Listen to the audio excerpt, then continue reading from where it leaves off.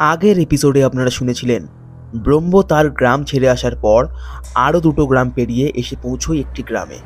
সেইখানে তার সঙ্গে আলাপ হয় গণেশের।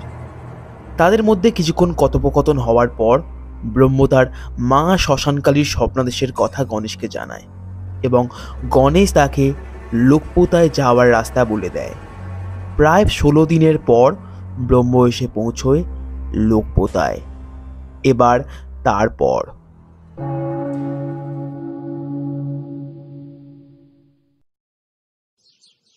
শিলার ওপরের লেখাটি দেখে ব্রহ্ম যেন অন্ধকারে আলো দেখতে পায়। শিলার পাশ দিয়ে চলে যাওয়া পথ দিয়ে এগোতে থাকে ব্রহ্ম। ব্রহ্ম যতই পথ দিয়ে এগোতে থাকে ততই ওই গ্রামের দুরবস্থার কথা তার চোখে পড়ে। তবে গ্রাম বলা ভুল হবে, গ্রাম ছিল, কিন্তু তা অনেকদিন আগেই লুপ্ত হয়েছে। এখন শুধু পড়ে আছে লুপ্ত হওয়া গ্রামের ধ্বংসাবশেষ, তাও বেশিরভাগই প্রকৃতি দখল করেছে।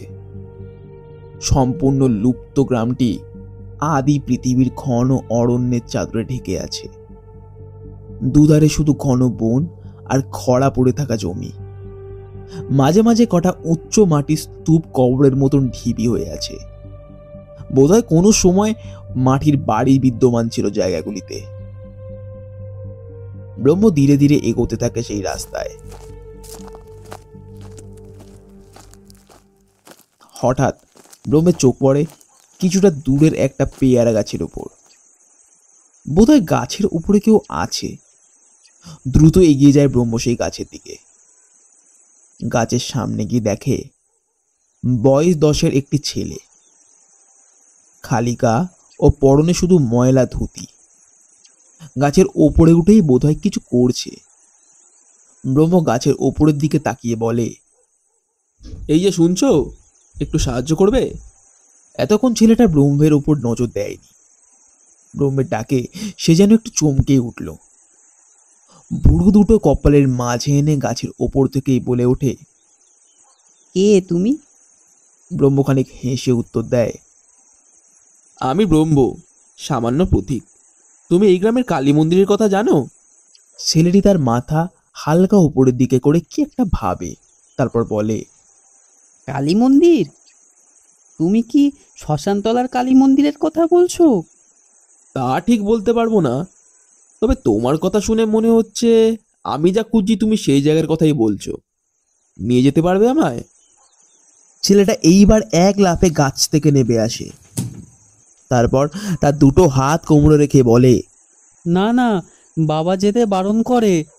বাবা বলে নাকি ওখানে ভূতেরা থাকে। আচ্ছা বেশ, তুমি জায়গাটা দেখিয়ে দিয়েই চলে যেও। আচ্ছা, এসো আমার সঙ্গে। ছেলেটিকে অনুসরণ করে চলতে থাকে ব্রহ্ম। নাম কি তোমার? আমার নাম বলাই। তুমি কি এই গ্রামে থাকো? না না, এই গায়ে কেউ থাকে না। অনেক বছর আগে সবাই ওই পাশের গায়ে মানে গোকুলপুরে চলে গেছে। ওইখানেই আমি থাকি। তবে এইখানে কেন এসেছিলে? কোনো কাজে বুঝি? না, মাঝে মাঝে এদিকে পেয়ারা গাছ থেকে পেয়ারা পাড়তে আসি। আজও তাই এসেছিলাম। আচ্ছা বুঝলাম। কথা বলতে বলতে দুজন গ্রামের কিছুটা ভেতরে আসার পর ছেলেটা থামে এবং বলে, এই পথ ধরে সিধে চলে যাও, পেয়ে যাবে মন্দির। ব্রহ্ম দেখে তারা যে পথ দিয়ে এসেছিল ঠিক তার ডান দিক ঘেঁষেই একটা জঙ্গলে পথ। কোনো মানুষ এই পথ দিয়ে গত কয়েক বছরে যাতায়াত করেছে বলে তো মনে হচ্ছে না। পথটা একবার দেখে নিয়ে ব্রহ্ম বলে, তবে আমি আসি। আচ্ছা একটু দাঁড়াও, তোমার জন্য একটা উপহার আছে। ছেলেটি ভীষণ উত্তেজিত হয়ে বলে, উপহার? ব্রহ্ম তার পুডলি থেকে একখানা পেয়ারা বার করে বলে, নাও এটা তোমার। আজ তুমি পেয়ারা পাওনি তো? কি করে জানলে তুমি? নাও এটা, আমি যাই। ছেলেটা পেয়ারা নিয়ে অবাক দৃষ্টিতে তাকিয়ে থাকে ব্রহ্মের দিকে এবং ব্রহ্ম চলতে শুরু করে সেই ছেলেটির দেখানো পথে। কিছুটা পথ হাঁটার পর ব্রহ্ম এসে পৌঁছয় একটা ফাঁকা জায়গায়। জায়গাটা যেমন ফাঁকা ঠিক তেমনই ঝোপ জঙ্গলে ভরা। হঠাৎ তার মনে পড়ে সেই স্বপ্নে দেখা জায়গাটার কথা। হুবহু মিলে যাচ্ছে। ধীরে ধীরে এগোতে থাকে সেই ফাঁকা জায়গার দিকে। হাঁটতে হাঁটতে ব্রহ্মের চোখে পড়ে একটা বিরাট বটগাছ তলায় ছোট্ট কুটিরের ওপর। ঝোপ জঙ্গলে কুটিরটা একদম প্রকৃতির সাথে মিশে গেছে। কিছুটা হেঁটে সেই কুটিরের সামনে যেতে বোঝা গেল কুটিরটা চুন আর সুরকি দিয়ে তৈরি, তাই এতদিন পরেও সসম্মানে দাঁড়িয়ে। কুটিরটার চারপাশটা একবার দেখে কি একটা ভাবতে ভাবতে কুটিরের পিছনের দিকে কিছুটা গিয়ে ব্রহ্ম দেখে একটা খালের মতন পথ দিয়ে নিজের ক্ষীণ স্রোত বজায় রেখে এগিয়ে চলেছে গঙ্গা। ব্রহ্ম এই দেখে আবারও ফেরত আসে কুটিরের কাছে। তারপর তার পুটলি সেই বট গাছ তলায় রেখে কুটির ভেতরে ঝোপ জঙ্গল পরিষ্কার করতে শুরু করে। ধীরে ধীরে ঝোপ সরে যেতে ব্রহ্মের চোখে পড়ে একটা কুচকুচে কালো সিঁদুরের ছোপ ধরে থাকা এক মূর্তির ওপর। মা শ্মশানকালীর মূর্তি। মূর্তিটার দিকে তাকিয়ে ব্রহ্ম একবার দীর্ঘশ্বাস ফেলে। তারপর প্রণাম করে বেঁচে থাকা ঝোপ জঙ্গল পরিষ্কার করতে শুরু করে।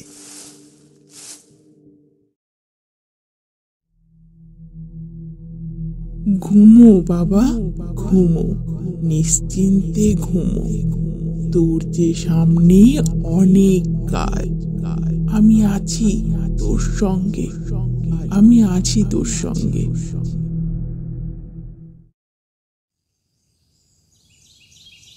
ঘুম ভাঙতে ব্রহ্ম দেখে তখন পৃথিবীতে অন্ধকারের ঘন ঘটা কাটেনি। অসত্যতলার বেদি থেকে নেমে গায়ে শাল জড়িয়ে কালী মন্দিরের সামনে গিয়ে দাঁড়ায় এবং বলে, মা, আমি জানি তুই আমার সাথে আছিস। আমি এখানেই থাকবো, তোর সেবা করব, আর আমার বাবার দেখানো পথে এগোবো। জয় মা, জয় মা।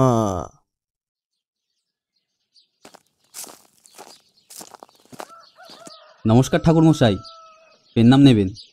ধ্যানমগ্ন অবস্থা থেকে ব্রহ্ম চোখ খুলে দেখে বয়স 30-এর একজন ভদ্রলোক, গায়ে একখানা কালচে পড়া ফতুয়া ও ধুতি, আর তার হাত ধরে দাঁড়িয়ে আছে আগের দিনের সেই ছোট্ট ছেলেটা। ব্রহ্ম চোখ খুলতে লোকটি আবারও তার হাত জড়ো করে প্রণাম করে ব্রহ্মকে বলে, পেন নাম নেবেন ঠাকুরমশাই? আমি হীরক, বলাইয়ের বাবা। ব্রহ্ম তার ঠোঁটে এক স্নিগ্ধ হাসি নিয়ে বলে ওঠে, বলুন, কোনো সমস্যা হয়েছে? আগে না না, সমস্যা না। কাল বলাই বাড়িতে গিয়ে আপনার কথা বলল, তাই আপনার কাছে আশীর্বাদ নিতে ছুটে এলাম। আমার মা বলতো জানেন, ব্রাহ্মণ সাধু সন্ন্যাসীদের আশীর্বাদের নাকি অনেক ক্ষমতা। আর আমাদের এখন যা দুরবস্থা চলছে ঠাকুরমশাই, আপনার আশীর্বাদ তো নিতেই হতো। কেমন দুরবস্থা? আগে 1 বছর হলো বলাইয়ের মা এক ভয়ানক রোগে মারা যায়। লোকে বলতো ও রোগ নাকি ভীষণ ছোঁয়াচে, তাই সম্পূর্ণ গ্রাম আমাদের এক ঘরে করে দেয়। তারপর থেকে কেউ কথা অবধি বলে না, এই কারণে কেউ কাজও দেয় না। পড়ে আছি ওই বাবার ভিটেটুকু নিয়ে। তবে আমার জন্য না, চিন্তা হয় আমার ছেলেটাকে নিয়ে। ওর জন্যই তো আশা আপনার কাছে। দেখো হীরক, আশীর্বাদ দেবার আমি কেউ নই। মা আছেন, বিশ্বাস রেখো, মা সব ঠিক করে দেবে। তবে একটা প্রশ্নের উত্তর আমায় দিতে পারবে? আগে বলুন। লোকমতা শুনেছিলাম নাকি আগে অনেক বসতি ছিল। এমন কি হলো যে সবাই গ্রাম ছেড়ে চলে গেল? সে আমার বাবার সময়কার কথা। আমরা যেখানে বসে আছি, এইখানে এক সময় বিরাট শ্মশান ছিল, লোকপোতা শ্মশান। আর ওই যে মায়ের মন্দির দেখতে পাচ্ছেন, ওইখানে প্রত্যেক কৌশিকী অমাবস্যায় খুব ঘটা করে পুজো হতো। হঠাৎ একদিন খবর আসে জায়গাটা নবাব দখল নেবে। আর এই জায়গাটা গঙ্গার পাশে হওয়ার কারণে জলপথ ব্যবসার নতুন ঘাঁটি তৈরি হবে। নবাবের আদেশেই বন্ধ হয় শ্মশান এবং মায়ের পুজো। তবে এই পুজো বন্ধ হওয়ার পর থেকেই গ্রামের সর্বনাশের আগমন হয়। প্রথমে খরা, গঙ্গার জল শুকোতে শুরু করা, তারপর ভয়ানক চর্মরোগের শুরু হয় গ্রামের লোকেদের। এই কারণেই গ্রামবাসীরা গ্রাম ছাড়তে বাধ্য হয়। অনেকে এখনো বলে যে এই গ্রামের ওপর নাকি দেবী রুষ্ট হয়ে আছে। রুষ্ট নয়, অভিমান করে আছেন। আচ্ছা, তুমিই বলো, আমাদের মায়ের সাথে যদি হঠাৎ করে কথা বলতে বলতে কথা বন্ধ করে দিই, খেতে না দিই, তার সেবা না করি, মায়ের কি মন খারাপ হবে না? হ্যাঁ, তা তো হবেই। তবে মায়ের এত ঘটা করে পুজো, হঠাৎ করে শ্মশান বন্ধ করে দেওয়া, মায়ে তো অভিমান করে আছেন। তবে মায়ের এই অভিমান ভাঙানোর রাস্তা? আবার মায়ের পূজা শুরু করতে হবে, ঠিক আগের মতন। আমি আছি, দেখছি কি করা যায়। আগে একটা অনুরোধ ছিল, যদি আপনি আজ্ঞা দেন তাহলেই বলি। নিশ্চিন্তে বলো। আজ থেকে আপনার সেবার দায়িত্বটুকু নিতে চাই, যদি আপনি আজ্ঞা দেন। আমার সেবা? আমি কেউ নই, তবে সেবা যদি করতেই হয়, মা ওখানে বসে আছেন, তার করো। তবে 3 বেলা আপনি কি গ্রহণ করবেন? আমার তেমন কিছুই লাগে না, তবে এখন থেকে মায়ের প্রসাদ খেয়েই কাটিয়ে দেবো। তবে তাই হোক, জয় মা।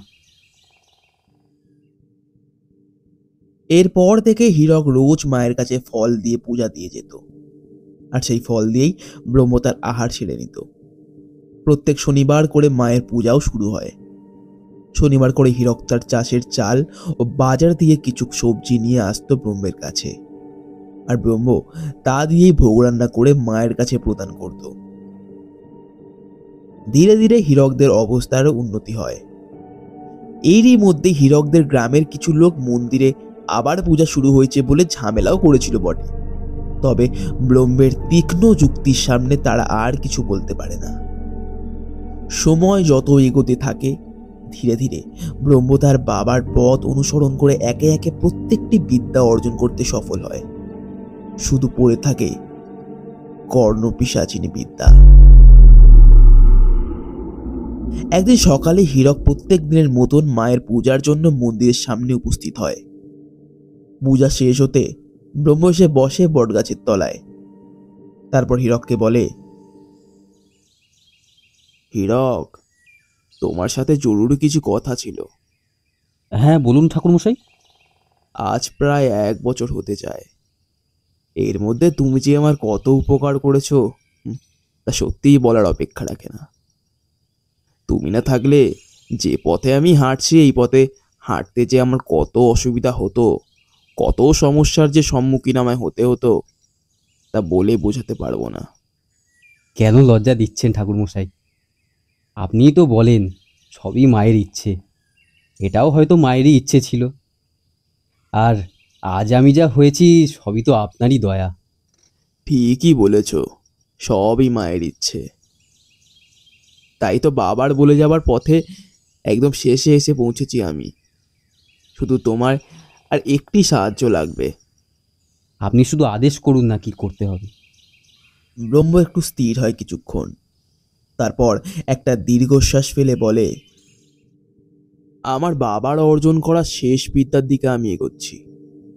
এর কারণে শ্মশানের দক্ষিণ দিকের একটা ছোট্ট জায়গা আমি বেছে নিয়েছি। আর এই বিদ্যা অর্জন করতে আমার প্রায় 19 দিন লেগে যাবে। আর এই 19 দিন আমায় যেন কেউ না বিরক্ত করে, শুধু এটাই লক্ষ্য রাখতে হবে। তবে তুমিও সেই জায়গায় 19 দিনের আগে যেতে পারবে না। 19 দিন হলে আমি নিজেই ফেরত আসব। আচ্ছা, তাই হবে। তবে ঠাকুরমশাই, এই বিদ্যা শিখে কি হবে?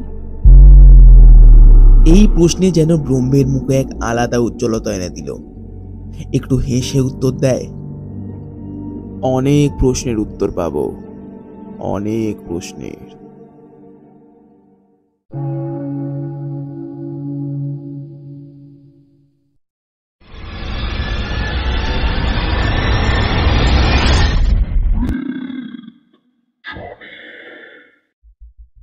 আজকের মতন এপিসোড এখানেই শেষ।